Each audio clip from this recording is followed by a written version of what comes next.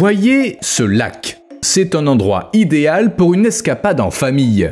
Pour pêcher, nager, se détendre sur le rivage, écouter le chant des oiseaux. Bref, il est magnifique.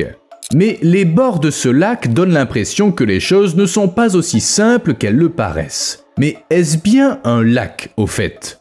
Il y a 30 ans, ce lac, celui-là et de nombreux autres lacs de la région n'existaient même pas. La région en question était considérée comme l'une des plus sales d'Allemagne de l'Est. La zone ressemblait à peu près à ça. Aujourd'hui, on va donc voir comment et pourquoi l'Allemagne a inondé ses mines de charbon. Mais d'abord, je vais me faire un bon café.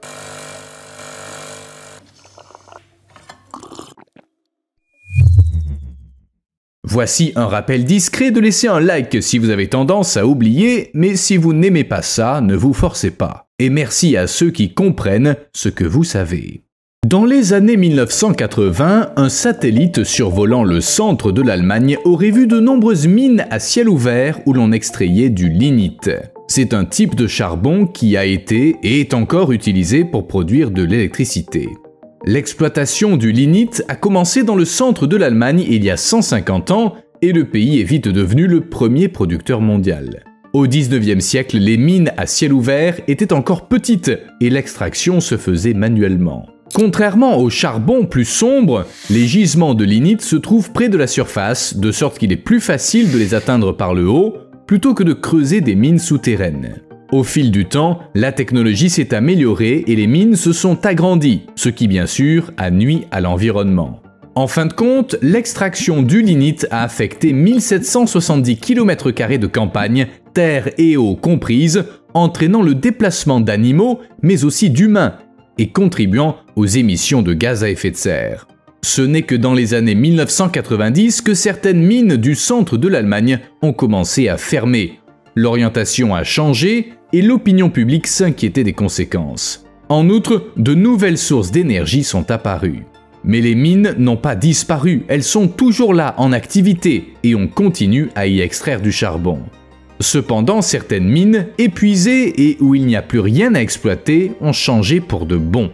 Après l'exploitation minière, le paysage était tellement ruiné qu'il ressemblait à la Lune.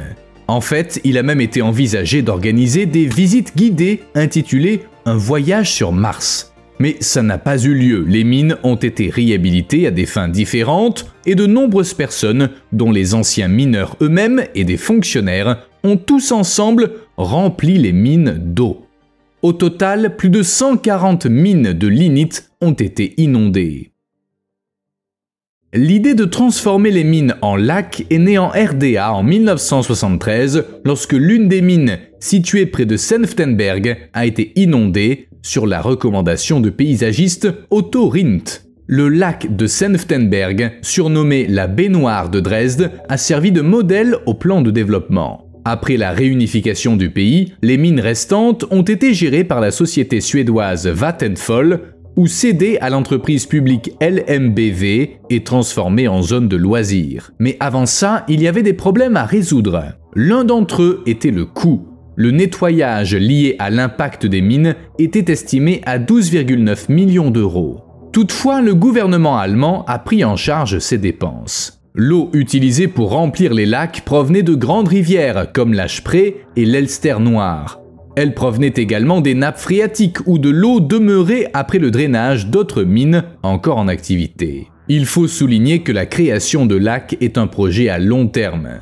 Entre la fin de l'exploitation du charbon et le moment où le niveau d'eau final est atteint, il peut s'écouler des dizaines d'années. Cependant, l'eau n'est pas le seul problème.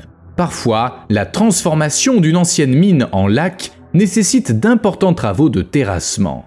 Tout d'abord, c'est l'évidence même, toute l'infrastructure de la carrière et tout l'équipement lourd doivent être démantelés dès l'arrêt de l'exploitation. Prenons l'exemple du lac de Cottbuser Ostsee qui s'est formé à l'emplacement de la mine de Cottbus Nord où l'on extrayait du lignite. Après l'arrêt de l'exploitation, 20 millions de mètres cubes de terre remblayée ont été répartis au centre du lac. Cette mesure était nécessaire pour garantir que le lac puisse être utilisé en toute sécurité, par exemple pour la navigation de plaisance et la pêche. La terre excavée a servi à combler l'ancienne voie de chemin de fer à charbon et créer une baie. Sur le chantier de Cottbusser Ostsee, 140 excavatrices étaient utilisées quotidiennement. Le littoral a également été renforcé.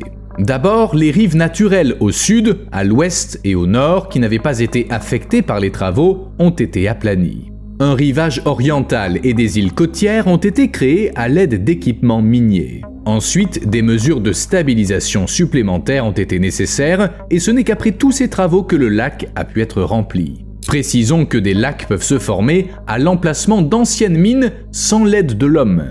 Après la fin de l'exploitation, il reste de grands cratères qui se remplissent souvent d'eau. Ce phénomène est progressif sous l'effet des eaux souterraines ou des précipitations, ou d'une combinaison des deux. C'est logique car les mines d'où l'on extrait du lignite ont la forme de réservoirs. Il s'agit de zones basses et l'eau a tendance à s'y accumuler.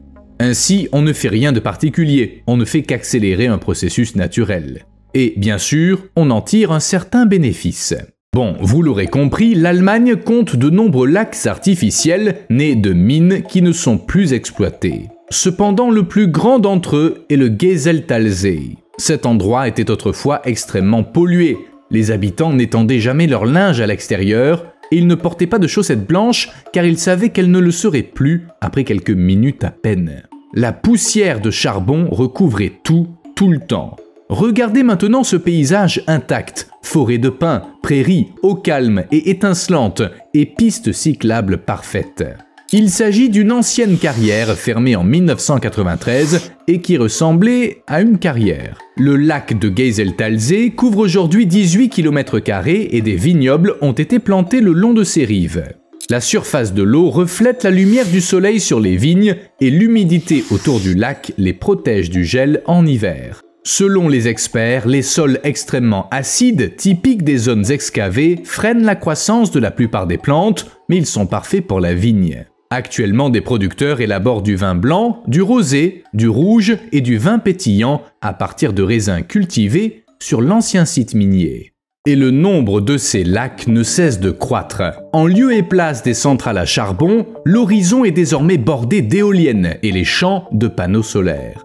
Alors que 22% de l'électricité en Allemagne provient encore de la combustion de lignite et 12% de la houille, 33% de l'énergie est désormais produite à partir de sources renouvelables. Et les mines se transforment en lacs. L'un des lacs de carrière les plus appréciés des vacanciers se trouve au sud de Leipzig, dans la région de Neuseeland, où se trouvent 4 mines de lignite en activité. Cette image a été prise en 1987, et celle-là où l'on voit déjà les lacs date de 2020. Au fait, les images sont en fausse couleur, la végétation est rouge, tandis que les zones urbaines vont du brun jaunâtre au gris. Avec ce type d'image, il est plus facile de repérer les changements dans le paysage et l'eau ressort beaucoup mieux que si l'image était entièrement verte. Voici à quoi ressemblait la même zone en 2020 en couleur naturelle. Honnêtement, c'est assez moche.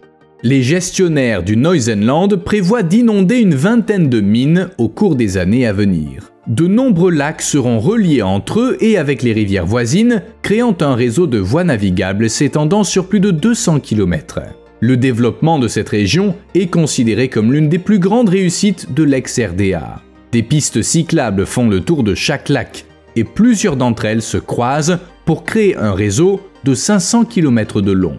Certains lacs, bien entendu, sont préservés, tandis que d'autres, comme le Spreetalersee, situé plus à l'est, sont un haut lieu des sports nautiques. Les lacs les plus développés, le Seftenberger et le Geierswalder, sont reliés par un canal qui a coûté plus de 45 millions d'euros et qui est destiné aux familles. On y trouve des plages, des cafés, des restaurants et toutes sortes d'activités, de la pêche à l'équitation en passant par le VTT et la plongée. Bref, tout le nécessaire. Pas étonnant que le nombre de visiteurs augmente de 10% par an. J'ai une question. L'eau de ces lacs est-elle sûre? Après tout, il y avait là des mines, ça ne semble pas très sain. En fait, c'est précisément l'un des problèmes que pose la création de ces lacs. Si on se contente de remplir une fosse avec de l'eau, le mélange sera aussi acide que du vinaigre en raison des minéraux remués par l'exploitation minière. Alors, pour rendre le lac sûr pour les humains et les animaux, on rince la fosse avec de l'eau douce, ou on y ajoute du calcaire pour augmenter le pH. À défaut, on risque d'être confronté à plusieurs problèmes, comme un excès de phosphore ou d'azote, une pollution par des substances industrielles et une forte salinité des eaux souterraines. Heureusement, l'Allemagne dispose de nombreuses sources d'eau pour s'attaquer au problème et traiter l'eau des lacs. Tout le monde n'a pas cette chance cependant. Par exemple, en Australie, les pénuries d'eau rendent difficile la réhabilitation des mines. Bon, on a fait le tour du côté technique, mais pourquoi on inonde les mines? En fait, il y a plusieurs raisons à ça. D'abord, au cours des 10 années à venir, le monde va renoncer au charbon. Les mines ne seront plus nécessaires et on devra trouver des moyens de restaurer et de réutiliser les terres sur lesquelles elles se trouvaient. C'est exactement ce que fait l'Allemagne. Ensuite, les lacs permettent de créer des lieux de détente, de pêche, de sport nautique. En bref, ils sont très utiles. Les lacs de Geierswalde et de Partwitz sont devenus des lieux de loisirs très appréciés. D'ailleurs, leur couleur turquoise claire est due à l'ajout de chaux vive pour neutraliser l'acidité de l'eau causée par l'ancienne mine. Enfin, bien sûr, il y a la faune et la flore. Depuis que les lacs ont succédé aux mines, 30 000 espèces d'animaux et de plantes ont fait leur apparition dans la région. Ça a évidemment entraîné une augmentation de la biodiversité. Et il ne s'agit pas de simples souris ou pissenlits, mais d'animaux et de plantes qui avaient été chassés des paysages d'Europe par l'agriculture intensive. Comme le loup, la huppe faciée et une plante appelée grande prêle. Tous requièrent des territoires qui, il y a quelques années à peine, étaient considérés comme morts. Un autre avantage des lacs est qu'ils permettent d'atténuer les inondations. Ça a déjà permis au gouvernement d'économiser des dizaines de millions d'euros qui auraient autrement été dépensés pour réparer les dégâts causés par les inondations. Pas d'inondation, ça veut dire pas de dégâts, et l'argent peut servir à autre chose. Et enfin, parlons économie. Les anciennes régions minières attirent davantage d'investissements et fournissent plus d'emplois que la moyenne du pays. Ces lacs peuvent aussi servir à produire de l'énergie solaire. Partout dans le monde, des centrales solaires remplacent les mines de charbon. Un exemple simple. Dans la ville de Cottbus, un lac artificiel né d'une mine de charbon abandonnée depuis longtemps en Lusace va devenir le site de la plus grande ferme solaire flottante d'Allemagne. La construction de la ferme, d'une capacité de 21 MW à terme, devait commencer en 2023. Ce que fait l'Allemagne existe aussi ailleurs. L'année dernière, la plus grande centrale solaire de Slovénie a été construite dans la région minière de Zasaouye. Où exactement? Sur un terrain où se trouvait autrefois une centrale électrique au charbon.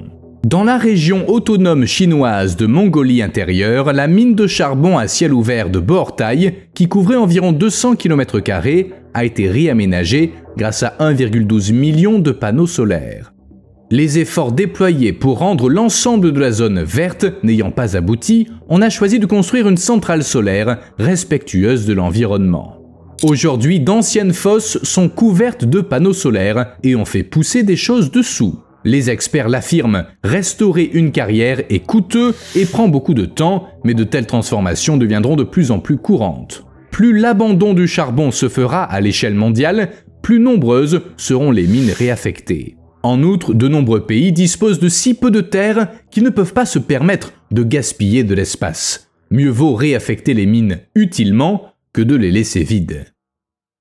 Pendant ce temps, en Nouvelle-Zélande, une mine d'or à ciel ouvert, dont l'exploitation a cessé en 2016, a été rouverte dans le but de restaurer l'écosystème local.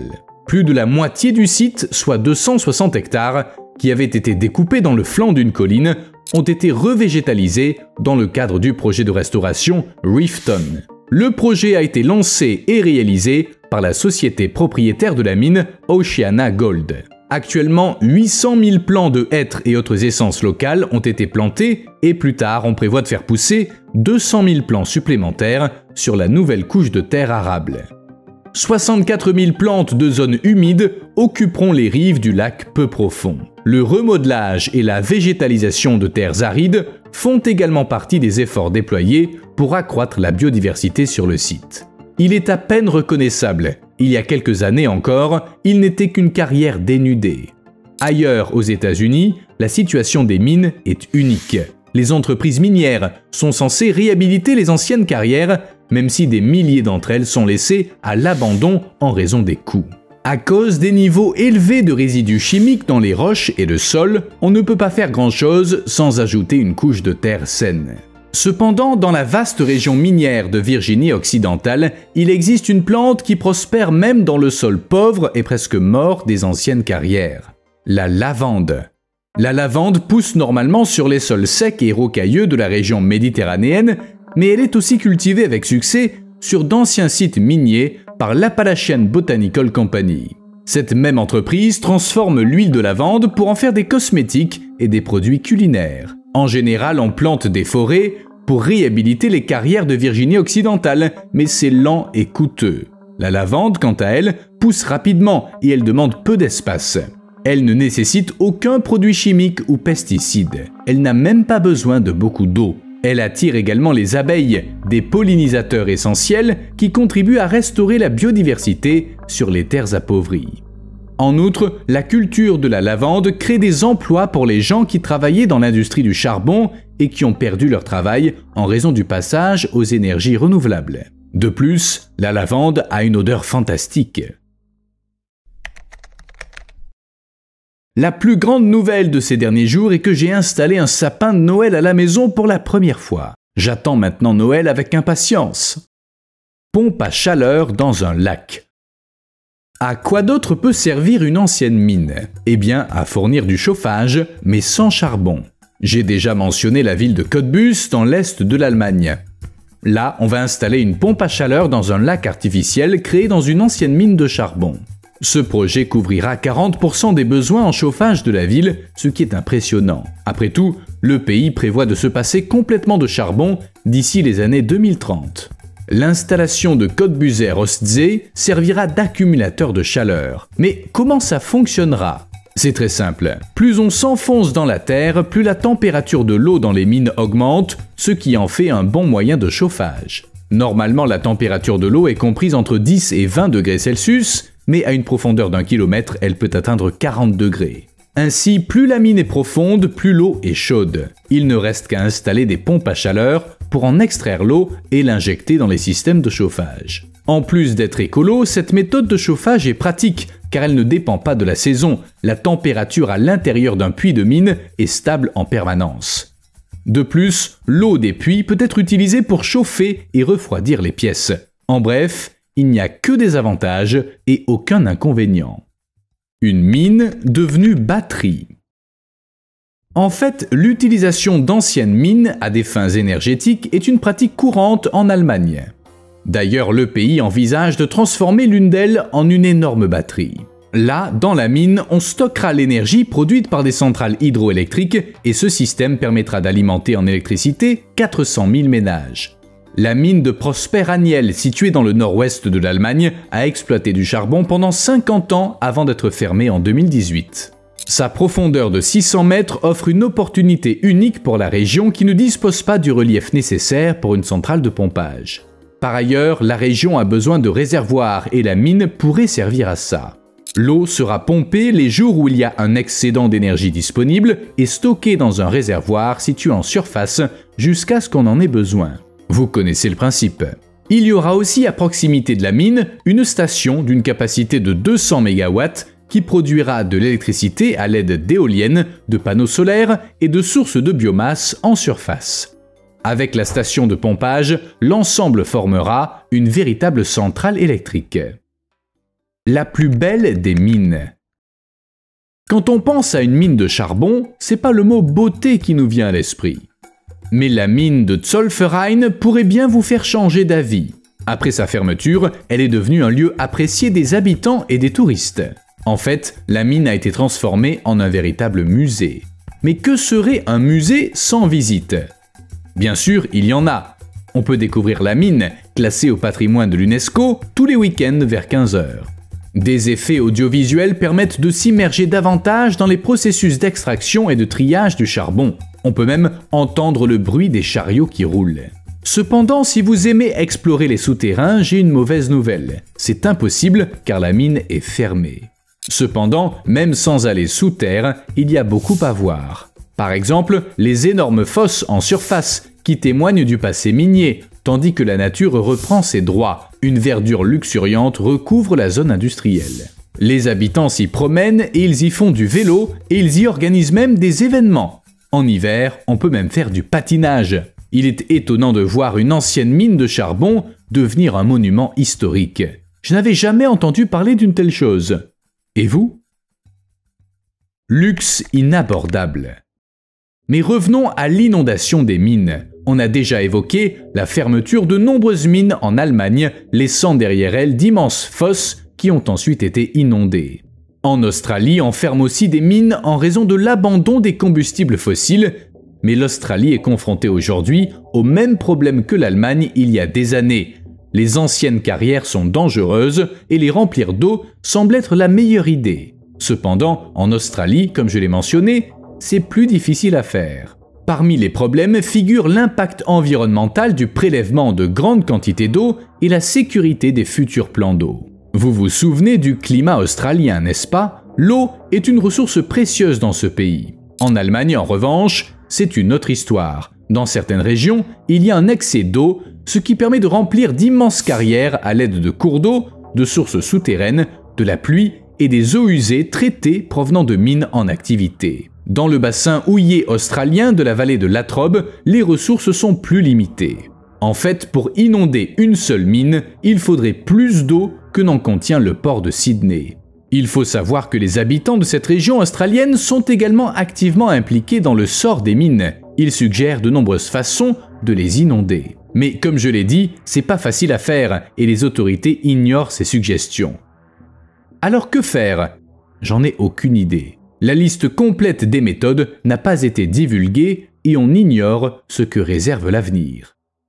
La nature plutôt que le charbon. Contrairement à l'Australie, la Norvège sait quoi faire de ses anciennes mines de charbon. Celle de Svea, située à 40 minutes d'hélicoptère de Longyearbyen, la principale ville du Svalbard, a été fermée après qu'on y a extrait 34 millions de tonnes de charbon. En résumé, la mine a fait son temps, elle a été mise à la retraite et il était temps de savoir qu'en faire. Dans le cadre de son plus grand projet environnemental, la Norvège restaure la zone minière en y investissant 1,3 million d'euros. C'est beaucoup d'argent, mais pour la Norvège, il est très important de préserver la nature du Svalbard et le coût n'est qu'un détail. En fait, le pays ne fait qu'aider la nature à se rétablir. L'objectif est de faire en sorte que les cours d'eau et les avalanches déplacent les sédiments pour donner naissance à de nouveaux cours d'eau. Ça permettra de débarrasser progressivement la zone des vestiges de l'exploitation du charbon. La Norvège, comme beaucoup d'autres pays, renonce à l'extraction des combustibles fossiles. À Longyearbyen, par exemple, 6 des 7 mines de charbon sont déjà fermées et la dernière le sera d'ici 2025. Désormais, l'économie du Svalbard sera centrée sur le tourisme et la recherche scientifique. Nombreux sont ceux qui soutiennent ces changements, mais ils ont aussi des opposants. Ils font valoir que même si le pays renonce au charbon, il continue à exporter des tonnes de pétrole. On a vu plus écologique. Puisque vous êtes toujours là, vous me devez un like tout discret. À plus.